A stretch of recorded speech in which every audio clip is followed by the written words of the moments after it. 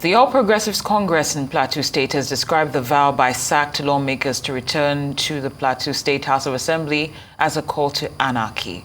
The 16 members elected on the platform of the People's Democratic Party were sacked by the Court of Appeal for lack of party structure in the state. But on Monday, the lawmakers told journalists in Jos that they would return to the Assembly because the Supreme Court faulted their sack. Responding to the development, however, the State Publicity Secretary of the APC, that's Sylvanus Namang, warned against the plan by the sacked lawmakers. Also, the state governor has declared total curfew in the state. Joining us now is the Commissioner for Information. Thank you so much for being here on Newsday. Now, we understand this curfew is supposed to be 24 hours. Thank you so much for having me. Of course. We understand this curfew is supposed to be 24 hours. Of course, I stand corrected, but that's the information we have at this time. Can you fill us in on what will happen after this to ensure that there's no further breakdown of law and order or that things don't escalate beyond what is the current situation? Thank you very much for having me. We want to express our sympathy and empathy with families who have lost loved ones, and those that were wounded by this carnage. Like you said rightly, it is a 24-hour curfew that has been placed on Mangu so that we don't have the escalation of this carnage. And as a government, our primary responsibility as captured by the grand norm is the protection of lives and property. And that is the first step we've taken so that we do not lose more people or we do not have properties being touched down by assailants. So as a government, we're going to cooperate with security agencies. We've always been doing that to make sure that the assailants are brought to book, to make sure that this kind of ugly situations don't always bring up their heads in our community. You'll recall that before we came into power, Mangu local government became like a theater of war. But by the grace of God, some months back, it went down. But these evil doers, these perpetrators of evil, do not rest on their oars, especially when they do not get arrested. And you can see today we are going back to the same cycle over and over again. As a state, it's one thing that we do not want to go through because our state is begging for development, our state is begging for progress.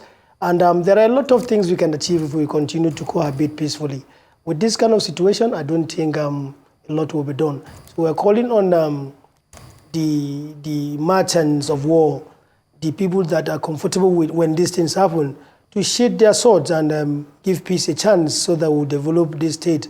Because, like I said, His Excellency is poised at developing Plateau State, and we need the cooperation of everyone and all and sundry so that this can be achieved. So basically, the support that the security agencies desire, we've been given and will continue to give in the interest of our peace.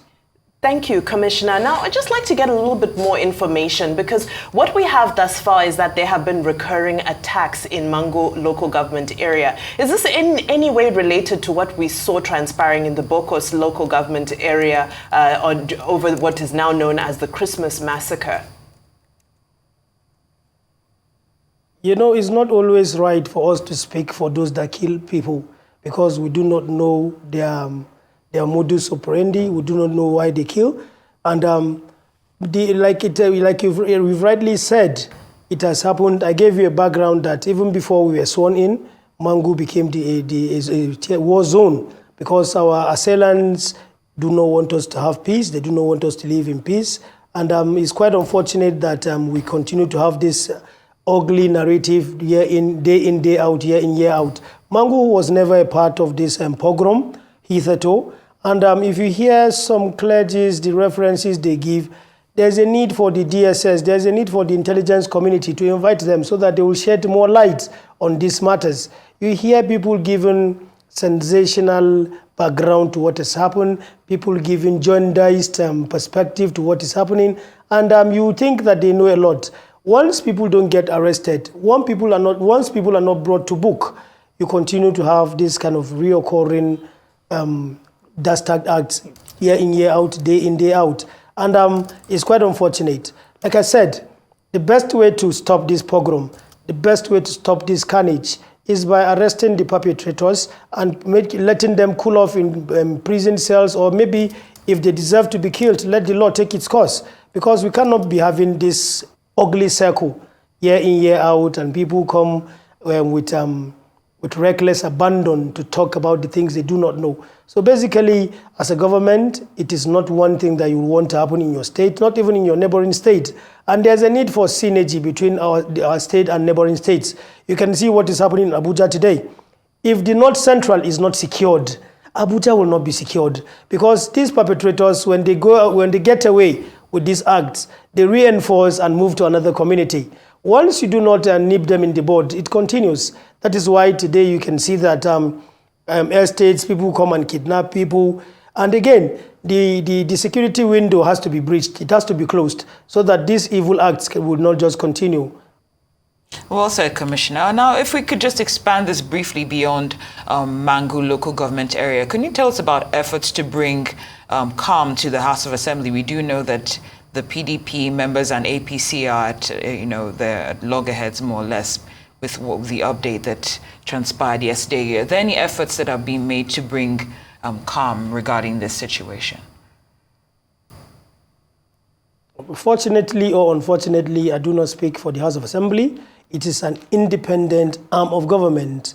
So I would like them, because they are lawmakers, it would be great if they speak for themselves, because this brouhaha, we got a wind of it from the expelled lawmakers and those that were given certificate of return. I do not have what it takes to speak on their behalf. So they have a robust leadership.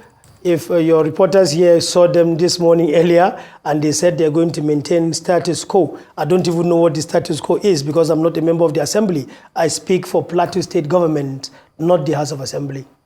Right. Now, just talking about the impact that, of course, politics does have on the status quo of your state, how much of the insecurity that we're seeing, how much of it is affected by an impasse between the parties and what we're seeing developing, the ruling at the Supreme Court, and now followed by the resumption of the State House of Assembly? How much of this unrest, if I may call it, is politically driven? I don't think the unrest in Mangu, in Bokos, in Barikiladi has a nexus with politics. It is annihilation, it is land grabbing, it is pogrom, it is ethnic cleansing. And sometimes, because the lands there are very, very fertile, if you ask, where do we have Irish potato in large quantity on the plateau? It is within these belts. Where do we have lush and green environment, clement weather, where you just have maize and Irish potato that you transport from Nigeria to Burkina Faso to Mali and a lot of countries within the African sub-region.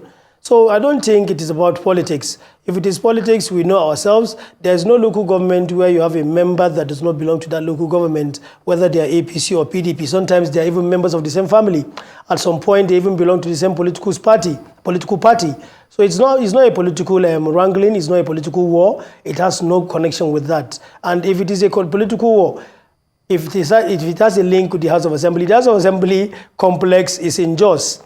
It's not in Mangu, it's not in the trenches of Barikiladi, it's not in Bokos, it's not in Miango, it's in Jos. And there's nothing happening in the House of Assembly complex. When they gathered, they resolved themselves. So basically, I don't think it has a link with politics. Well, we'd like to thank you for your time here on Newsday. Commissioner for Information for Plateau State, Musa Ashoms. Thank you for the insight regarding the situation in your state, and we do wish you